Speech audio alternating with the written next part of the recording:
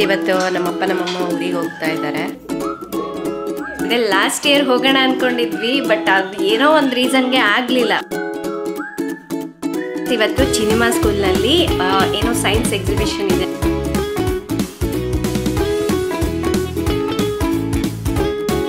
ಮತ್ತೆ ಅಪ್ಪ ಅಂದರೆ ಫುಲ್ ಫ್ರೀಡಮ್ ಕೊಟ್ಬಿಟ್ಟಿದ್ದಾರೆ, ಅವಳಿಗೆ ಏನು ಬೇಕಾದರೂ ಮಾಡ್ಬೋದು.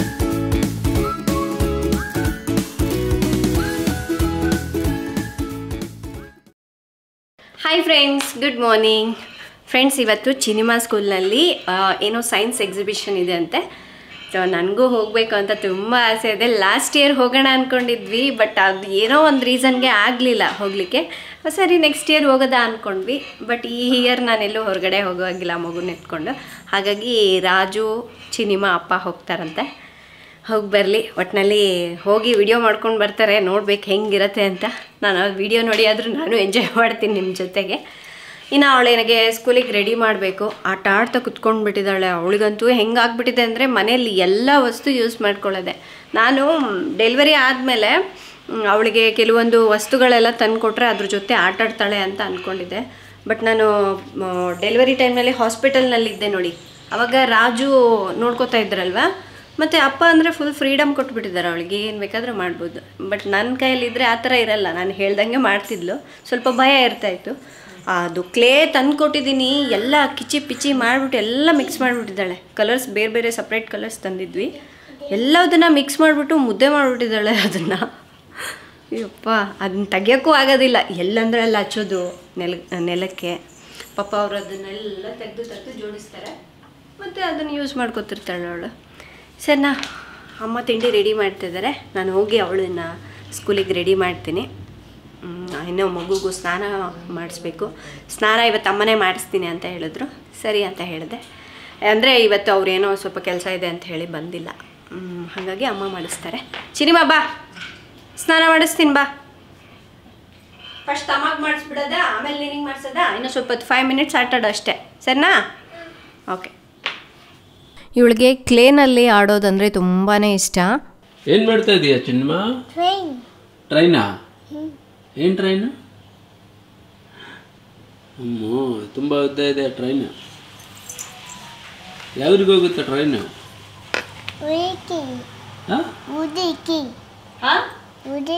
ಯಾವ ಊರಿಗೆ ಹೋಗೋದದು ಟ್ರೈನು?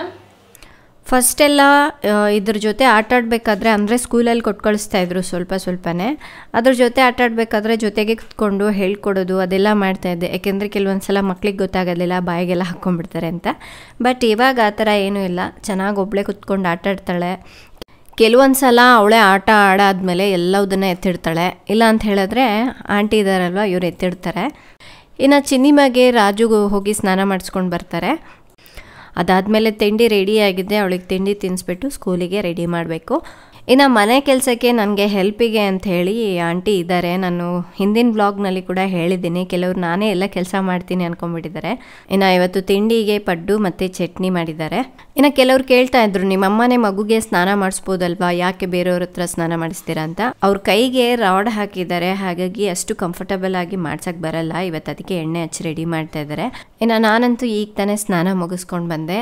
ಹಾಗೆ ಕೆಲವರು ಬೆಲ್ಟ್ ಹಾಕ್ಕೊಳ್ಳಿ ಅಂತ ಹೇಳಿ ಕಾಮೆಂಟ್ ಮಾಡ್ತಾ ಇದ್ರು. ನೋಡಿ, ಯಾವಾಗಲೂ ಬೆಲ್ಟ್ ಹಾಕ್ಕೊಂಡೇ ಇರೋಕ್ಕಾಗಲ್ಲ. ಊಟ ಮಾಡಿಸ್ಬೇಕಾದ್ರೆ, ಮಗುಗೆ ಫೀಡ್ ಮಾಡಬೇಕಾದ್ರೆ ತೆಗ್ದಿಡ್ತೀನಿ ನಾನು. ಫ್ರೆಂಡ್ಸ್, ಈಗ ಚಳಿಗಾಲ ಅಲ್ವಾ, ಸ್ಕಿನ್ ತುಂಬ ಡ್ರೈ ಆಗ್ತಾ ಇರತ್ತೆ. ಎಕ್ಸ್ಪೆಷಲಿ ನನಗೆ ಈ ಟೈಮ್ನಲ್ಲಿ ಸ್ಕಿನ್ ಅನ್ನೋದು ತುಂಬ ಸೆನ್ಸಿಟಿವ್ ಆಗಿಬಿಟ್ಟಿರುತ್ತೆ. ಸೊ ಹಾಗಾಗಿ ಯಾವುದಂದರೆ ಅದು ಪ್ರಾಡಕ್ಟ್ ಯೂಸ್ ಮಾಡೋಕ್ಕಾಗೋದಿಲ್ಲ. ಸೊ ನಾನು ಹುಡುಕ್ತಾ ಇದ್ದೆ ಜೆಂಟಲ್ ಆಗಿರುವಂತಹ ಫೇಸ್ ವಾಶ್ ಯಾವುದಿದೆ ಅಂತ ಹೇಳಿಬಿಟ್ಟು. ಸೊ ಆ ಟೈಮ್ನಲ್ಲಿ ನನಗೆ ಈ ಮಮಾ ಅರ್ತ್ ಅವರ ಅಲೋ ಜೆಂಟಲ್ ಫೇಸ್ ವಾಶ್ ಸಿಕ್ತು. ಇದನ್ನು ಅಲೋವೆರಾ ಮತ್ತು ಗ್ಲಿಸರಿನ್ ಅನ್ನ ಬಳಸಿ ತಯಾರಿಸಿರ್ತಾರೆ. ಅಲೋವೆರಾ ಚರ್ಮದ ಇಚ್ಚಿಂಗ್ ಮತ್ತು ಇರಿಟೇಷನ್ ಅನ್ನ ಕಡಿಮೆ ಮಾಡಿ ಕಾಮ್ ಆಗಿ ಇರಿಸುತ್ತೆ. ನಿಮಗೆ ಗೊತ್ತಲ್ವಾ, ಮಮಾ ಅರ್ತ್ ಅವರ ಪ್ರಾಡಕ್ಟ್ಸ್ನಲ್ಲಿ ಟಾಕ್ಸಿನ್ಸ್, ಕೆಮಿಕಲ್ಸ್ ಏನೂ ಇರೋದಿಲ್ಲ. ಹಾಗೆ ಮೇಡ್ ಸೇಫ್ ಸರ್ಟಿಫೈಡ್ ಆಗಿರುತ್ತೆ. ಎಲ್ಲವೂ ನ್ಯಾಚುರಲ್ ಇಂಗ್ರೀಡಿಯೆಂಟ್ನ ಬಳಸಿ ತಯಾರಿಸಿರ್ತಾರೆ. ಮತ್ತು ಇದರಲ್ಲಿರುವಂತಹ ಗ್ಲಿಸರಿನ್ ಬೇಕಾಗಿರುವ ಮಾಯ್ಶ್ಚರನ್ನು ಲಾಕ್ ಮಾಡುವುದಲ್ಲದೆ ಸ್ಕಿನ್ ಬಾರಿಯಾನ ರಿಪೇರ್ ಮಾಡುತ್ತೆ. ಇದು ಎಲ್ಲ ಥರದ ಸ್ಕಿನ್ ಟೈಪ್ ಅವ್ರಿಗೂ ಸೂಟಬಲ್ ಆಗುತ್ತೆ. ಹಾಗೆ ಸೆನ್ಸಿಟಿವ್ ಸ್ಕಿನ್ ಇರೋರು ಕೂಡ ಇದನ್ನ ಡೈಲಿ ಯೂಸ್ ಮಾಡಬಹುದು. ಮತ್ತು ಇದು ಅಲರ್ಜನ್ ಫ್ರೀ ಆಗಿದೆ. ಇದು ಚರ್ಮವನ್ನು ಡ್ರೈ ಮಾಡದ ಹಾಗೆ ಜೆಂಟಲ್ ಆಗಿ ಕ್ಲೀನ್ ಮಾಡುತ್ತೆ. ಫ್ರೆಂಡ್ಸ್, ನಿಮಗೂ ಕೂಡ ಈ ಫೇಸ್ ವಾಶ್ ಬೇಕು ಅಂದರೆ ನಾನು ಕೆಳಗಡೆ ಡಿಸ್ಕ್ರಿಪ್ಷನಲ್ಲಿ ಲಿಂಕ್ ಕೊಟ್ಟಿರ್ತೀನಿ. ನಿಮಗೆ ಅಮೆಝಾನ್, ಫ್ಲಿಪ್ಕಾರ್ಟ್ ಮತ್ತು ನೈಕಾನಲ್ಲಿ ಕೂಡ ಸಿಗುತ್ತೆ. ಹಾಗೆ ನೀವು ಮಮಾ ಅರ್ತ್ ಅವರ ವೆಬ್ಸೈಟ್ ಅಥವಾ ಆ್ಯಪ್ನಲ್ಲಿ ಬೈ ಮಾಡೋದಾಯಿತು ಅಂದರೆ ಇಲ್ಲಿ ಕಾಣಿಸ್ತಾ ಇದೆಯಲ್ವಾ, ಆ ಕೋಡನ್ನು ಯೂಸ್ ಮಾಡಿದ್ರೆ ಎಕ್ಸ್ಟ್ರಾ 20% ಡಿಸ್ಕೌಂಟ್ ಕೂಡ ಸಿಗುತ್ತೆ. ಹಾಗೆ ಮಮಾ ಅರ್ತ್ ಅವರ ಪ್ರಾಡಕ್ಟ್ಸ್ ನಮಗೆ ಈಗ ಲೋಕಲ್ ಮಾರ್ಕೆಟ್ನಲ್ಲಿ ಕೂಡ ಸಿಗ್ತಾ ಇದೆ. ನೀವು ಬೇಕು ಅಂದರೆ ಅಲ್ಲಿ ಕೂಡ ಪರ್ಚೇಸ್ ಮಾಡ್ಬೋದು. ಸೊ ಜೆಂಟಲ್ ಆಗಿರುವಂತಹ ಫೇಸ್ ವಾಶ್ ಬೇಕು ಅಂದರೆ ಇದನ್ನು ಟ್ರೈ ಮಾಡಿ. ಫ್ರೆಂಡ್ಸ್, ನನಗೆ ಮಮಾ ಅರ್ತ್ ಅವ್ರದ್ದು ಇನ್ನೊಂದು ಇಷ್ಟ ಆಗಿದೆ ಏನು ಗೊತ್ತಾ, 2025 ಒಳಗಡೆ 1 ಮಿಲಿಯನ್ ಗಿಡಗಳನ್ನು ನೆಡಬೇಕು ಅಂತ ಹೇಳಿ ಪ್ಲಾನ್ ಮಾಡಿದ್ದಾರೆ. ನೀವು ಬೈ ಮಾಡುವಂಥ ಪ್ರತಿ ಆರ್ಡರನ್ನು ಅವರು ನೆಡುವಂಥ ಗಿಡಕ್ಕೆ ಲಿಂಕ್ ಮಾಡ್ತಾರೆ. ಇನ್ನು ರಾಜು, ಅಪ್ಪ, ಚಿನಿಮಾ 3 ಜನನೂ ಸ್ಕೂಲಿಗೆ ಹೋಗಿದ್ದಾರೆ. ನಮ್ಮಮ್ಮಗೆ ಸ್ವಲ್ಪ ಹುಷಾರಿಲ್ಲ, ಅಂದರೆ ಇಲ್ಲಿ ಹೊರಗಡೆ ವಾಕಿಂಗ್ ಹೋಗಿ ಬಂದರು 1-2 ದಿವಸ. ಅದರಿಂದ ಸ್ವಲ್ಪ ನೆಗಡಿ, ಕೆಮ್ಮು ಎಲ್ಲ ಬಂದುಬಿಟ್ಟಿದೆ ಅವರಿಗೆ 1 ವಾರದಿಂದ. ಹಾಗಾಗಿ ಪಾಪುನ ಅವರು ನೋಡ್ಕೊಳ್ತಾ ಇಲ್ಲ. ಯಾಕೆಂದರೆ ಮಗುಗೆ ಎತ್ಕೊಂಡ್ಬಿಟ್ರೆ ಮಗುಗೂ ಕೆಮ್ಮು ನೆಗಡಿ ಬಂದರೆ ಕಷ್ಟ, ಬೇಡ ಅಂತ ಹೇಳಿದ್ರು ಅವರು. ಇನ್ನು ಸ್ಕೂಲಿಗೆ ರಾಜು ಹೋಗಿ ಬಂದಮೇಲೆ ಹೇಳ್ತಾಯಿದ್ರು, ನೀನು ಬರಬೇಕಿತ್ತು, ತುಂಬ ಚೆನ್ನಾಗಿ ಎಂಜಾಯ್ ಮಾಡ್ತಾಯಿದ್ದೆ, ಮಕ್ಕಳೆಲ್ಲ ತುಂಬ ಚೆನ್ನಾಗಿ ಮಾಡಿದರು, ತುಂಬ ಚೆನ್ನಾಗಿ ಮಾತಾಡ್ತಾಯಿದ್ರು ಅಂತ. ಬಟ್ ಏನು ಮಾಡೋದು, ಈಗ ಮಗು ಆಗಿರೋದ್ರಿಂದ ನಾನು ಬಾಣಂತಿ, ಎಲ್ಲೂ ಹೊರಗಡೆ ಹೋಗೋ ಹಾಗಿಲ್ಲ. ಅದು ಅಲ್ಲದೆ ಹೊರಗಡೆ ಚಳಿ ಬೇರೆ ಇರುತ್ತೆ. ಹಾಗಾಗಿ ನಾನು ಮಗುನ ನೋಡ್ಕೊತಾ ಮನೇಲೇ ಇದ್ದೆ. ಇವರೇ 3 ಜನನೂ ಹೋಗಿ ಬರ್ತೀವಿ ಅಂದರು. ತುಂಬ ಚೆನ್ನಾಗಿ ಆರ್ಗನೈಸ್ ಮಾಡಿದರು ನೋಡಿ. ಇದೆಲ್ಲ ನೋಡ್ತಾ ಇದ್ರೆ ನಮಗೆ ನಮ್ಮ ಚಿಕ್ಕ ವಯಸ್ಸಿನಲ್ಲಿ ನಾವು ಕೂಡ ಈ ಥರ ಎಲ್ಲ ಮಾಡಿದ್ವಲ್ವಾ. ಸೊ ಸೈನ್ಸ್ ಎಕ್ಸ್ಪೆರಿಮೆಂಟ್ ಆಗಿರ್ಬೋದು, ಇನ್ನೂ ಹಲವಾರು ರೀತಿಯಾದಂತಹ ಈ ಥರ ಪ್ರೋಗ್ರಾಮ್ಗಳನ್ನೆಲ್ಲ ಮಾಡ್ತಾಯಿದ್ವಿ. ಸೊ ಅದೆಲ್ಲ ನೋಡಿದ್ರೆ ನನಗೂ ಒಂದು ಸಲ ನನ್ನ ಚಿಕ್ಕ ವಯಸ್ಸಿನಲ್ಲಿ ನಾನು ಮಾಡಿರೋದೆಲ್ಲ ನೆನಪಾಯಿತು. ತುಂಬ ಖುಷಿ ಆಗುತ್ತೆ ಇದೆಲ್ಲ ನೋಡ್ತಾಯಿದ್ರೆ. ಬಟ್ ಒಂದು ಚೇಂಜಸ್ ಏನಪ್ಪ ಅಂದರೆ, ಇವರೆಲ್ಲ ಪುಟ್ಟು ಮಕ್ಕಳಿದ್ದಾರೆ, ನಾವು ಸ್ವಲ್ಪ ದೊಡ್ಡವರಾದ್ಮೇಲೆ ಮಾಡಿದ್ವಿ. ಇಷ್ಟು ಚಿಕ್ಕ ವಯಸ್ಸಿಗೆ ನಮಗೆ ನಿಜವಾಗ್ಲೂ ಏನೂ ಗೊತ್ತಾಗ್ತಾ ಇರಲಿಲ್ಲ ಆವಾಗಿನ ಟೈಮ್ನಲ್ಲಿ. ಬಟ್ ಇವಾಗಿನ ಕಾಲದ ಮಕ್ಕಳು ಹೇಳಬೇಕಾ, ಎಲ್ಲದರಲ್ಲೂ ಮುಂದಿರ್ತಾರೆ. ಮಾತಾಡೋದ್ರಲ್ಲಾಗಿರ್ಬೋದು, ಆ್ಯಕ್ಟಿವಿಟೀಸ್ಗಳಲ್ಲಾಗಿರ್ಬೋದು, ಎಲ್ಲದರಲ್ಲೂ ಎತ್ತಿದ ಕೈ. ಇನ್ನು ಒಂದೊಂದೇ ಕ್ಲಾಸ್ ಮಕ್ಕಳು ಏನೆಲ್ಲ ಮಾಡಿದ್ದಾರೆ ಅದೆಲ್ಲ ನೋಡ್ತಾಯಿದ್ರು. ನಮ್ಮ ಚಿನಿಮಾ ಅಂತೂ ಫುಲ್ ಬ್ಯುಸಿ ಆಗಿಬಿಟ್ಟಿದ್ಲು. ಫ್ರೆಂಡ್ಸ್, ನೀವು ಕೂಡ ನಿಮ್ಮ ಚಿಕ್ಕ ವಯಸ್ಸಿನಲ್ಲಿ ಈ ಥರ ಪಾರ್ಟಿಸಿಪೇಟ್ ಮಾಡಿದ್ರಾ? ಸೊ ಯಾರೆಲ್ಲ ಈ ಥರ ಎಂಜಾಯ್ ಮಾಡಿದ್ರೋ ಕಮೆಂಟ್ ಮಾಡಿ. ಅಂದರೆ ನಿಮ್ಮ ಎಕ್ಸ್ಪೀರಿಯೆನ್ಸ್ ಹೇಗಿತ್ತು ಅನ್ನೋದನ್ನು ನನ್ನ ಜೊತೆ ಶೇರ್ ಮಾಡ್ಕೊಳ್ಳಿ. ಇನ್ನು ಇವರು ಒಬ್ಬೊಬ್ಬರದ್ದೇ ನೋಡ್ಕೊಂಡು ಹೋಗ್ತಾ ಇರಬೇಕಾದ್ರೆ ಚಿನಿಮಾ ಕೂಡ ಕಾಣಿಸಿದ್ಲಂತೆ. ಫಸ್ಟೇ ಚಿನಿಮಾ ಹತ್ರ ಹೋಗ್ಬಿಟ್ರೆ ಮತ್ತೆ ಇನ್ನು ಉಳಿದಿದ್ದೆಲ್ಲ ನೋಡೋಕ್ಕಾಗೋದಿಲ್ಲ. ಸೊ ಅವಳು ಹಿಂದಿಂದನೇ ಬಂದುಬಿಡ್ತಾಳೆ ಅಂಥೇಳಿ, ಸೊ ಲಾಸ್ಟಿಗೆ ಚಿನಿಮಾ ಏನು ಮಾಡ್ತಾ ಇದ್ದಾಳೆ ನೋಡ್ಕೊಂಡು ಬರೋಣ ಅಂಥೇಳಿ ಅಂದ್ಕೊಂಡ್ರಂತೆ. ಇನ್ನೊಂದೇನು ಗೊತ್ತಾ, ಮಕ್ಕಳು ಅದ್ರ ಬಗ್ಗೆ ನೀಟಾಗಿ ಹೇಳೋದಾಗಿರ್ಬಹುದು, ಅದ್ರ ಬಗ್ಗೆ ತಿಳ್ಕೊಂಡು ಹೇಳ್ತಾರಲ್ವ. ಸೊ ಅದೆಲ್ಲ ಕೇಳೋಕ್ಕೆ ತುಂಬಾ ಚೆನ್ನಾಗಿರುತ್ತೆ. ಬಟ್ ನಾನು ಹೋಗಿಲ್ಲ ಅಂದರೂ ಅವಾಗವಾಗ ಚಿನಿಮನ ಸ್ಕೂಲಿಗೆ ಬಿಡೋಕ್ಕೆ ಹೋಗ್ತಿದ್ನಲ್ವ, ಆ ಟೈಮ್ನಲ್ಲಿ ಕೆಲವೊಂದು ಕ್ಲಾಸ್ ಮಕ್ಕಳು ಮಾತಾಡೋದಾಗಿರ್ಬೋದು, ಅವರು ಕನ್ವರ್ಸೇಷನ್ ಮಾಡೋದಾಗಿರ್ಬೋದು, ಅದೆಲ್ಲ ತುಂಬ ಚೆನ್ನಾಗಿ ಮಾಡ್ತವೆ. ತುಂಬ ಚೆನ್ನಾಗಿರುತ್ತೆ ಕೇಳೋಕ್ಕೂ ಕೂಡ. ನೋಡಿ, ಇಷ್ಟು ಸಣ್ಣ ವಯಸ್ಸಿಗೆ ಇದ್ರ ಬಗ್ಗೆ ಎಲ್ಲ ಹೇಳ್ಕೊಡ್ತಾರೆ. ಜೊತೆಗೆ ಆ ಮಕ್ಕಳು ಅದನ್ನು ಅರ್ಥ ಮಾಡಿಕೊಂಡು ಬೇರೆಯವ್ರಿಗೆ ಎಕ್ಸ್ಪ್ಲೈನ್ ಮಾಡೋಕ್ಕೆ ಹೋಗ್ತಾರಲ್ವ, ಅದು ಅಷ್ಟು ಈಸಿ ಕೆಲಸನೇ ಅಲ್ಲ. ಇನ್ನು ನಾವು ಹೊರಗಡೆಯಿಂದ ನೋಡ್ಕೊಂಡು ಬಂದ್ವಲ್ವ, ಅಲ್ಲಿ ಸ್ವಲ್ಪ ದೊಡ್ಡ ಮಕ್ಕಳು. ಈಗ ನರ್ಸರಿ ಮಕ್ಕಳದು ಸ್ಟಾರ್ಟ್ ಆಗುತ್ತೆ. ಇನ್ನು ನೀವು ಅನ್ಕೋಬೋದು, ಚಿನಿಮಾ ಇಲ್ಲಿ ಕಾಣಿಸ್ತಾನೇ ಇಲ್ಲ ಅಂತ. ಕಾಣಿಸಿದ್ಲು ನೋಡಿ. ಇನ್ನು ಅವಳಿಗೆ ಮಾತ್ರ ಕರೆಕ್ಟಾಗಿ ಸೂಟ್ ಆಗೋದನ್ನೇ ಕೊಟ್ಟಿದ್ದಾರೆ ತಿಂಡಿ ಪೋತ್ಲಿಗೆ. ಈಟ್ ಗುಡ್ ಫೀಲ್ ಗುಡ್ ಅಂತ ಹೇಳ್ಬಿಟ್ಟು ಎಷ್ಟು ಚೆನ್ನಾಗಿ ಸೂಟ್ ಆಗಿದೆ ಅಂದರೆ ಅವಳಿಗೆ. ಅಂದರೆ ಚಿನಿಮಾ ಚೆನ್ನಾಗಿ ತಿಂತಾಳಲ್ವ, ಅದೇ ಟಾಪಿಕ್ ಮೇಲೆ ಕೊಟ್ಟರೆ ಇನ್ನೂ ಚೆನ್ನಾಗಿ ಮಾಡ್ತಾಳೆ ಅಂತ ಅಂದ್ಕೊಂಡಿದ್ದೀನಿ ನಾನು. ಇನ್ನು ಅಪ್ಪನ ತಾತನ ನೋಡಿಬಿಟ್ಟು ಫುಲ್ ಎಕ್ಸೈಟ್ ಆಗಿ, ನೋಡಿ ಇದರಲ್ಲಿ ಕಾಫಿ ಕುಡಿಬೇಕಂತ ತೋರಿಸ್ತಿದ್ದಾಳೆ. ರಾಜು ಇದು ಹಂಗೆಲ್ಲ ಮಾಡಬೇಡ, ಸುಮ್ಮನೆ ಕೂರು ಅಂತ ಹೇಳ್ತಾ ಇದ್ದಾರೆ. ಚಿನಿಮಾ ರಾಜುನ ನೋಡೋದೇ ಸ್ವಲ್ಪ ಎಕ್ಸೈಟ್ ಆಗಿ ಇನ್ನೂ ಸ್ವಲ್ಪ ಜಾಸ್ತಿನೇ ಮಾಡ್ತಾಳೆ ನೋಡಿ. ಅದು ಇದು ಮುಟ್ಟೋದಂತೆ, ಕಾಫಿ ಕುಡಿತಾಳಂತೆ. ಮನೇಲಿ ನಮಗೆಲ್ಲರಿಗೂ ಕಾಫಿ ಮಾಡ್ಕೊಳ್ತಾಳೆ. ಅಂದರೆ ಅವಳದು ಪುಟ್ಟು ಮನೆ ಇದೆ ಅಲ್ವಾ, ಅದ್ರ ಒಳಗಡೆ ಹೋಗಿಬಿಟ್ಟು ನಿನಗೆ ಸ್ಟ್ರಾಂಗ್ ಕಾಫಿ ಮಾಡ್ಕೊಂಬರ್ತೀನಿ, ಟೀ ಮಾಡ್ಕೊಂಬರ್ತೀನಿ ಅಂತ ಹೇಳ್ತಾಳೆ. ಹಾಗಾಗಿ ಅದು ಕಾಫಿ ಕಪ್ಗಳಿದೆ ಅಲ್ವಾ, ಅದು ತುಂಬ ಇಂಟ್ರೆಸ್ಟ್ ಅವಳಿಗೆ. ಇನ್ನು ಪ್ಲೇ ಗ್ರೂಪ್ ಮಕ್ಕಳಿಗೆ ಒಬ್ಬೊಬ್ಬರಿಗೆ ಡೈನಿಂಗ್ ರೂಮ್ ಒಂದು, ಮತ್ತು ಈ ಥರ ಬೆಡ್ರೂಮ್ ಒಂದು ಒಬ್ಬೊಬ್ಬರಿಗೆ ಒಂದೊಂದು ಸಪ್ರೇಟಾಗಿ ಕೊಟ್ಟಿದ್ದಾರೆ. ಅದ್ರ ಬಗ್ಗೆ ಒಂದು ಚಿಕ್ಕ ಲೈನಲ್ಲಿ ಮಕ್ಕಳಿಗೆ ಹೇಳ್ಕೊಟ್ಟಿರ್ತಾರೆ. ಸೊ ಈಗ ಅದನ್ನೇ ಹೇಳ್ತಾ ಇದ್ದಾರೆ. ಸೊ ಬೆಡ್ರೂಮ್ ಬಗ್ಗೆ ಪುಟ್ಟ ಮಗು ಹೇಳ್ತಾ ಇದೆ. ಚಿನಿಮಾದು ಕಿಚನ್ ಅಲ್ವಾ, ಕಿಚನ್ ಬಗ್ಗೆ ಏನು ಹೇಳ್ತಾಳೆ ಕೇಳೋಣ. ಅವಳು ಅಲ್ಲಿ ಕುತ್ಕೊಂಡು ಹೇಳೋದಕ್ಕಿಂತ ರಾಜನ್ ನೋಡಿ ಅಂತೂ ಫುಲ್ ಖುಷಿ ಪಡ್ತಿದ್ದಾಳೆ, ಅಪ್ಪ ಬಂದಿದ್ದಾರಲ್ಲ ಅಂತ ಹೇಳ್ಬಿಟ್ಟು. ನೋಡ್ಬೇಕು ಏನು ಹೇಳ್ತಾಳೆ ಅಂತ. Good morning, parents. This is dining room. We eat here. Eat good. Be good. ಹಬ್ಬ ಅವಳು ಏನು ಹೇಳಿದ್ರು ಸಂತೋಷನೇ. ಅಷ್ಟು ಚಿಕ್ಕ ಲೈನ್ ಹೇಳಿದ್ಲಲ್ಲ, ಖುಷಿ ಆಯಿತು. ಬಟ್ ಇನ್ನೂ ಸ್ವಲ್ಪ ಜೋರಾಗಿ ಹೇಳಿದರೆ ಚೆನ್ನಾಗಿರೋದು. ಚೆನ್ನಾಗಿತ್ತು. ಇನ್ನು ನಮ್ಮಪ್ಪ ಅಂತೂ ಈ ಮಕ್ಕಳನ್ನೆಲ್ಲ ನೋಡಿಬಿಟ್ಟು ತುಂಬಾ ಖುಷಿಪಟ್ಟರು. ಮನೆಗೆ ಬಂದು ಹೇಳ್ತಾ ಇದ್ದಾರೆ, ಅಪ್ಪ ಎಷ್ಟು ಚೂಟಿ ಇದ್ದಾರೆ ಗೊತ್ತಾ ಮಕ್ಕಳು, ಒಬ್ರಿಗಿಂತ ಒಬ್ಬರು ಚೂಟಿ ಇದ್ದಾರೆ, ತುಂಬ ಚೆನ್ನಾಗಿ ಮಾತಾಡ್ತಾರೆ, ಕೇಳಿದ್ರೆ ತುಂಬ ಖುಷಿಯಾಗತ್ತೆ ಅವ್ರ ಮಾತುಗಳೆಲ್ಲ ಅಂತ ಹೇಳ್ತಾಯಿದ್ರು. ಇನ್ನು ಕೆಲವು ಮಕ್ಕಳಂತೂ ಏನೋ ನಾನು ಹೇಳಲ್ಲ ಅಂತ ಹೇಳಿ ಹಠ ಮಾಡ್ತಾಯಿದ್ರು. ಅದು ಕೂಡ ನೋಡೋಕ್ಕೆ ಒಂಥರ ಚೆಂದ. ಅಂದರೆ ಹೇಳೋಕ್ಕೆ ಬರೋದಿಲ್ಲ, ಮಕ್ಕಳು ಮೂಡ್ ಹೇಗಿರುತ್ತೆ ಹಾಗೆ ಅಲ್ವಾ, ಅವ್ರಿಗೆ ಇಂಟ್ರೆಸ್ಟ್ ಇದ್ದಾಗ ಹೇಳಬೇಕನ್ಸುತ್ತೆ, ಇಲ್ಲಾಂದರೆ ಅಳಬೇಕನ್ಸುತ್ತೆ. ಹಾಗೆ ಪಾಪ ಅಪ್ಪ ಮನೇಲಿದ್ದು ಬೋರ್ ಆಗ್ತಾ ಇತ್ತಲ್ವ, ಅವರು ಈ ಥರ ಸ್ಕೂಲಿಗೆ ಹೋಗಿ ಬರೋದೇ ಸ್ವಲ್ಪ ಖುಷಿ ಆಯ್ತಪ್ಪ, ತುಂಬ ಖುಷಿಪಟ್ಟೆ ಹೇಳ್ತಾಯಿದ್ರು. ಅಂದರೆ ಅಲ್ಲಿ ಏನೇನು ನಡೆದಿತ್ತಲ್ವ, ಒಬ್ಬೊಬ್ಬರು ಮಕ್ಕಳು ಯಾವ ಟಾಪಿಕ್ ಬಗ್ಗೆ ಮಾತಾಡ್ತಾ ಇದ್ರಲ್ವ ಅದ್ರ ಬಗ್ಗೆ ಎಲ್ಲ ಹೇಳ್ತಾಯಿದ್ರು. ಜೊತೆಗೆ ಅವರು ತುಂಬ ಚೆನ್ನಾಗಿ ಎಂಜಾಯ್ ಮಾಡಿದಾರಂತೆ. ಇನ್ನು ನಮ್ಮಪ್ಪ ಮತ್ತು ರಾಜು ಅಂತೂ ಫುಲ್ ಕ್ಲೋಸ್ ಫ್ರೆಂಡ್ಸ್ ಆಗಿಬಿಟ್ಟಿದ್ದಾರೆ. ಫಸ್ಟು ಮಾವ ಅಳಿಯ ಥರ ಇದ್ದರು, ಇವಾಗ ಫ್ರೆಂಡ್ಸ್ ಆಗಿದ್ದಾರೆ. ಯಾಕೆಂದರೆ ಎಲ್ಲೂ ಹೊರಗಡೆ ಹೋದ್ರೂ ನಮ್ಮಪ್ಪನ ಕರ್ಕೊಂಡು ಹೋಗ್ತಾರೆ ರಾಜು. ಹೊರಗಡೆ ಹೋಗೋದ ಮಾವ ಅಂತ ಕೇಳಿದೆ, ಆಯ್ತು ನಡಿ ರಾಜು ಹೋಗೋಣ ಅಂತ ಹೇಳ್ಬಿಟ್ಟು ಇಬ್ಬರು ರೆಡಿಯಾಗಿ ಹೊರಟೇ ಬಿಡ್ತಾರೆ.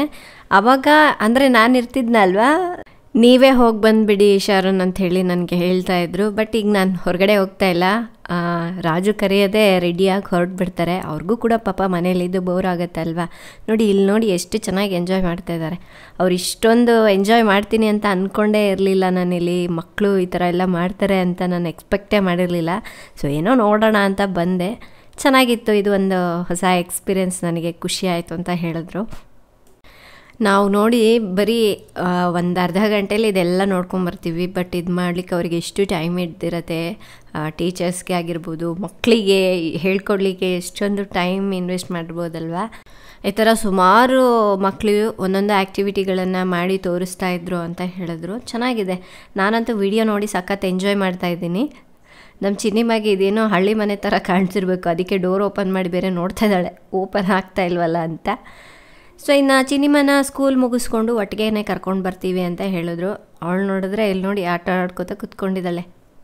ಅದೇ ರಾಜನ್ ನೋಡಿದ್ರೆ ಇನ್ನೂ ಸ್ವಲ್ಪ ಎಕ್ಸೈಟ್ ಆಗಿ ಜಾಸ್ತಿ ಮಾಡ್ತಾಳವಳು, ಅದೊಂದು. ಒಟ್ಟಿನಲ್ಲಿ ಇವತ್ತು ಸೈನ್ಸ್ ಎಕ್ಸಿಬಿಷನ್ ಅಂತೂ ಸಖತ್ತಾಗಿತ್ತಲ್ವ. ನಾನು ಕೂಡ ತುಂಬ ಎಂಜಾಯ್ ಮಾಡಿದೆ, ನೀವು ಕೂಡ ಎಂಜಾಯ್ ಮಾಡಿದ್ದೀರ ಅಂದ್ಕೊಳ್ತೀನಿ. ಇನ್ನು ಇವ್ರು ಬರೋಷ್ಟೊತ್ತಿಗೆ ನಾನು ಸ್ವಲ್ಪ ಅಡುಗೆ ರೆಡಿ ಮಾಡೋಣ ಅಂತ ಹೇಳಿಬಿಟ್ಟು, ಅಮ್ಮ ಬೇರೆ ಕೆಲಸ ಮಾಡ್ತಾಯಿದ್ರು. ಸರಿ ಬಿಡು ಇವತ್ತು ನಾನೇ ಅಡುಗೆ ಮಾಡ್ತೀನಿ ಅಂತ ಹೇಳಿದೆ. ಸಿಂಪಲ್ಲಾಗಿ ನಾನು ಇವತ್ತು ಹೆಸರುಬೇಳೆ ಸಾರು ಮಾಡ್ತಾಯಿದ್ದೀನಿ. ಇದು ನಮ್ಮ ಮನೇಲಿ ಎಲ್ಲರಿಗೂ ಇಷ್ಟ.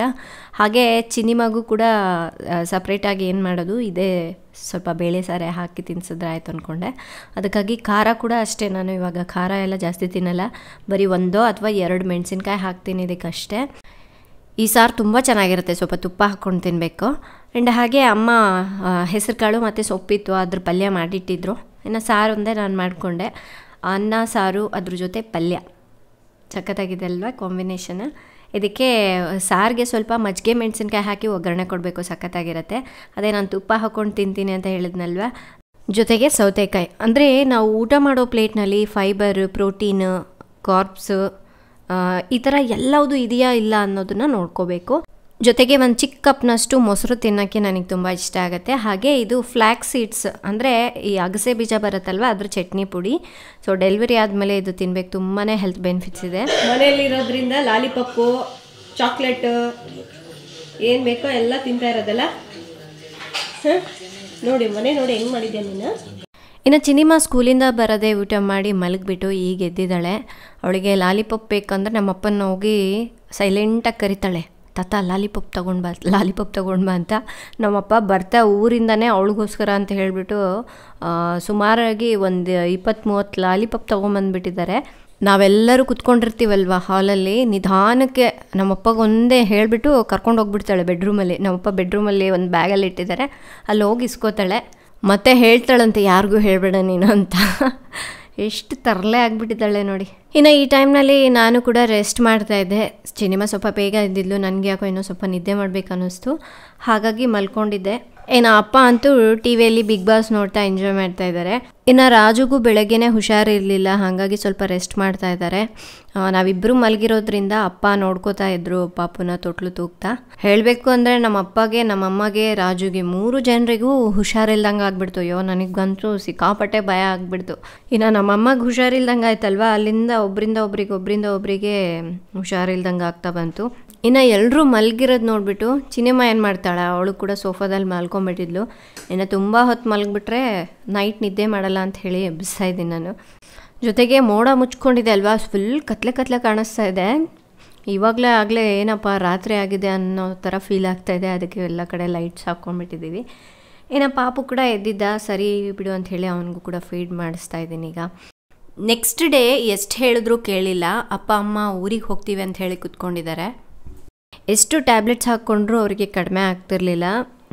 ನಾನು ರಾಜು ಇದ್ದು ಸರಿ ಇಲ್ಲೇ ಹಾಸ್ಪಿಟಲ್ಗೆ ಹೋಗಿ ತೋರಿಸ್ಕೊಂಡು ಬರೋಣ, ಕಡಿಮೆ ಆಗತ್ತೆ ಬನ್ನಿ ಅನ್ನೋದೇ. ನಮ್ಮಮ್ಮ ಇದ್ದು ಬೇಡ, ನಾವು ಅಲ್ಲೇ ಊರಿಗೆ ಹೋದ್ಮೇಲೆ ತೋರಿಸ್ಕೋತೀವಿ ಅಂತ ಹೇಳಿದ್ರು. ನಮ್ಮಿಂದ ಮಕ್ಕಳಿಗೆ ಹುಷಾರಾಗಿ ಇಲ್ಲದೆ ಇರೋದು ಬೇಡ, ಅದಕ್ಕೆ ನಾವು ಊರಿಗೆ ಹೋಗಿ ಅಲ್ಲೇ ತೋರಿಸ್ಕೋತೀವಿ ಅಂದರು. ಸೊ ಇನ್ನು ಅವ್ರಿಗೆ ಟ್ರೈನಲ್ಲಿ ಊಟ ಮಾಡಲಿಕ್ಕೆ ಪಲಾವು, ಅದ್ರ ಜೊತೆ ಅದು ದಪ್ಪ ಮೆಣಸಿನ್ಕಾಯಿ ಪಲ್ಯ, ಅದು ಅಮ್ಮನೇ ಮಾಡಿದ್ದಾರೆ. ಹಾಗೆ ಇದು ಸ್ವಲ್ಪ ಎಗ್ ಬುರ್ಜು, ಅಪ್ಪಗೆ ಚಪಾತಿ ಮಾಡಿದ್ದಾರೆ ಆಂಟಿ. ಅದು ಬಾಕ್ಸ್ ರೆಡಿ ಮಾಡ್ಕೋತಾ ಇದ್ದಾರೆ ಈಗ. ಡೆಲಿವರಿ ಆಗಿ ಒಂದು 15 ಡೇಸ್ವರೆಗೂ ನಮ್ಮಮ್ಮ ಇದ್ದರು. ಈಗ ಸ್ವಲ್ಪ ನಾನು ರಿಕವರ್ ಆಗಿದ್ದೀನಿ. ರಾಜು ಇದ್ದಾರೆ ಮತ್ತು ಆಂಟಿ ಇದ್ದಾರೆ. ಇನ್ನು ಈಗ ಪಾಪುನ ನಾವೇ ನೋಡ್ಕೊಳ್ತೀವಿ. ಫ್ರೆಂಡ್ಸ್, ಇವತ್ತು ನಮ್ಮಪ್ಪ ನಮ್ಮಮ್ಮ ಊರಿಗೆ ಹೋಗ್ತಾ ಇದ್ದಾರೆ. ಸೊ ಡೇಸ್ ಹೆಂಗೆ ಹೋಯ್ತು ಅನ್ನೋದೇ ಗೊತ್ತಾಗಲಿಲ್ಲ. ನಾನು ಅವ್ರ ಜೊತೆ ಸರಿಯಾಗಿ ಬ್ಲಾಗ್ಸು ಮಾಡೋಕ್ಕಾಗಲಿಲ್ಲ.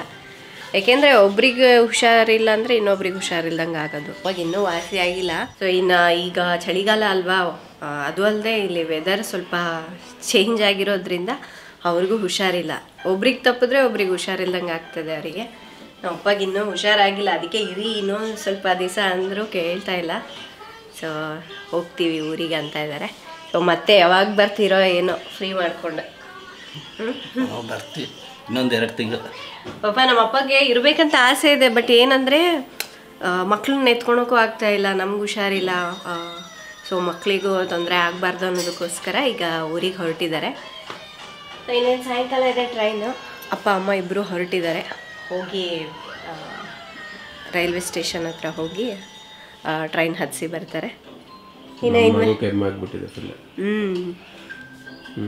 ಕೆಮ್ಮಾಗಿತ್ತು, ಪರವಾಗಿಲ್ಲ ಅವ್ರಿಗೆ ಇವಾಗ ಸ್ವಲ್ಪ ಕಡಿಮೆ ಆಗಿದೆ. ಹಾಗೆ ಅಂದರೆ ಬೇರೆ ಊರು ಬಿಟ್ಟು ಇನ್ನೊಂದು ಊರಿಗೆ ಬರ್ತಾರಲ್ವ, ಸ್ವಲ್ಪ ವಾತಾವರಣ ಚೇಂಜ್ ಆಗೋದು, ನೀರು ಚೇಂಜ್ ಆದರೆ ಆಗತ್ತಲ್ಲ, ಹಾಗಾಗಿ ಅವಳು ಊರಿಗೆ ಹೋಗ್ತಾಳೆ ಅಂತ ನಾಳೆ ನಿನಗೆ ಬಾಯ್. ಅಳ್ಬೇಡ ಕರ್ಕೊಂಡು ಹೋಗ್ತೀವಿ, ಸುಮ್ಮನೆ ಇರು. ಏಡ್ಸ್ ನೋಡಿ ಪಿಲ್ಸಿಪೋ ನೀನು.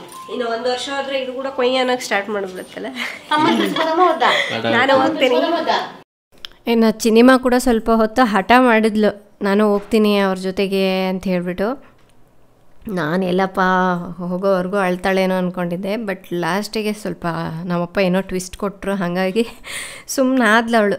ಇಲ್ಲಾಂದರೆ ಅವಳೊಂದು ಸಮಾಧಾನ ಮಾಡಬೇಕಂದ್ರೆ ತುಂಬ ಕಷ್ಟ ಆಗುತ್ತೆ ನಮಗೆ.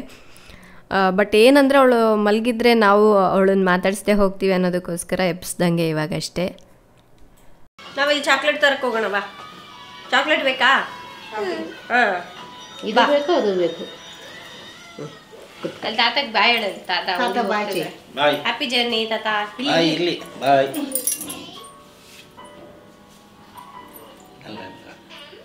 Flying case. ಇನ್ನು ನಮ್ಮಪ್ಪ ಸಿನಿಮಾಗೋಸ್ಕರ ಊರಿಂದ ಬರ್ತಾ ಲಾಲಿಪಾಪ್ ಎಲ್ಲ ತೊಗೊಂಬಂದಿದ್ರಲ್ವ.